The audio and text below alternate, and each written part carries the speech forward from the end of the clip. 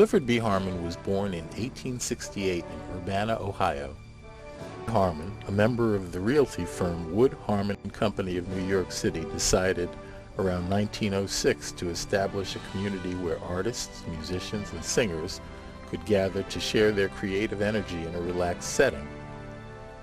He referred to it as a complete community of rural charm. Toward that end, he purchased 500 acres of the Van Cortlandt land known as the Farm for a sum of $50,000.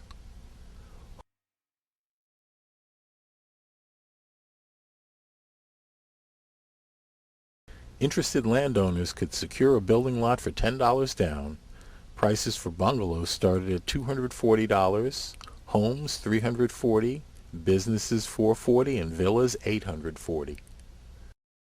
Prospective buyers for Clifford Harmon's new community came by train in 1907 to tour the future village. Harmon promoted his project with brochures and by scheduling trains from New York City to Croton. A newspaper ad said, "The most important and extensive development in the history of New York. An entirely new city built from ground up, improved and restricted, the terminus of the electric trains 45 minutes from New York City."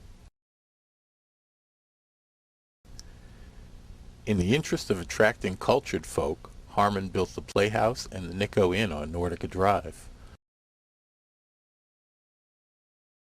The Nico Inn and the Playhouse were located at Deep Hole, situated high above the Croton River Gorge.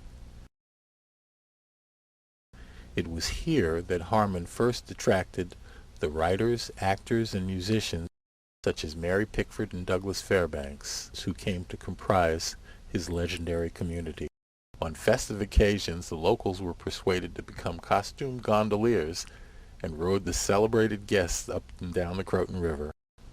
On a cliff edge at the Croton River, Harmon built a playhouse for Lillian Nordica, the opera singer who was helping him publicize his venture. His dear friend, Madame Lillian Nordica, shared in his cultural vision and purchased 60 acres of riverside frontage for the purpose of constructing an American Bayreuth in Harmon, after the renowned and historic opera house in Bayreuth, Germany.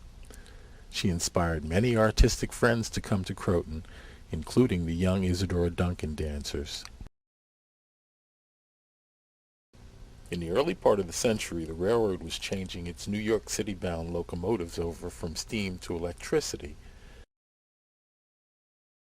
Cementing his name in our local history, Harmon sold off significant parcels of his land to the newly expanding railroad on the provision that every train would stop there and that the station would forever bear his name. By 1913, the Harmon shops were open for the repair of the new train. All the big shops, Harmon was really the very high class. They really were. Well, there were no shopping, no stores or anything. I was on Grant Street. You know, we had everything. Sam Panessa was a local Crotonite who first worked for Clifford Harmon and later for Admiral Moto. He drove Mr. Moto's car. Mr. Moto taught him how to cook. He was like a handyman. He did everything that he was able to do, he would do. The Playhouse and its surroundings enjoyed great popularity with the film set, especially during Prohibition, and was the site of at least one Tarzan film.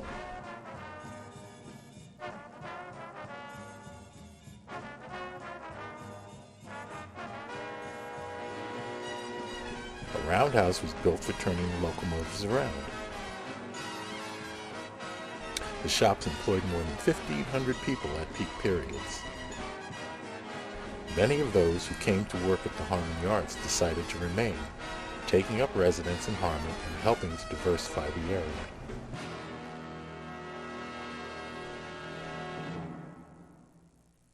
In 1930, the village annexed Harmon, Mount Airy, and part of Oscawana.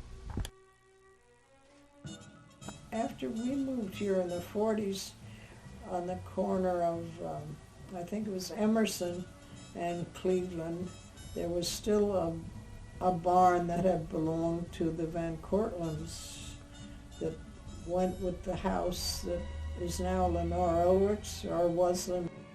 on 9 there, Cook Lane and that section, that was only done after the war. And when they were asking 7,000 and 8,000 for houses there, everybody was shocked. That was too much.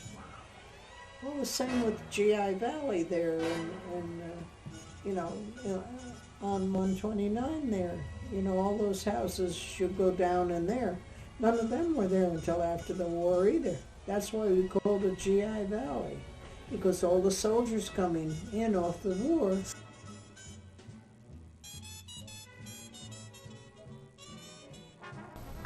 Harmon has grown significantly in the years following World War II. It has emerged as a regional transportation hub and expanded its role in the maintenance of the Metro-North fleet.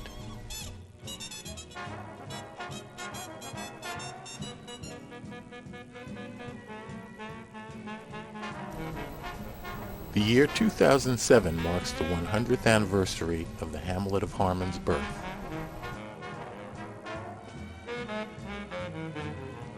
From its humble origin in a small depot at Dockside to the mega facility of today, Harmon remains at the heart of railroad history.